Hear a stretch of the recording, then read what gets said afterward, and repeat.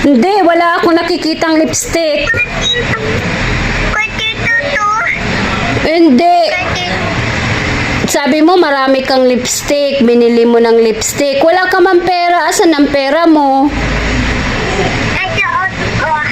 Andun, mayroon kang pera doon? Ah, patingin nga ako, wala ka man, di ko man nakikita.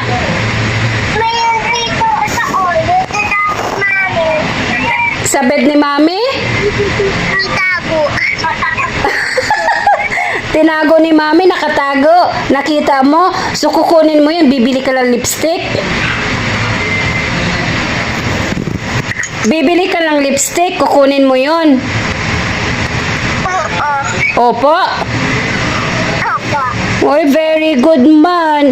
Pero hindi pa man pwede ang lipstick sa'yo. Si tita nga lang naman yung pwedeng mag-ano ng lipstick gumamit. Kasi bata pa ang ali.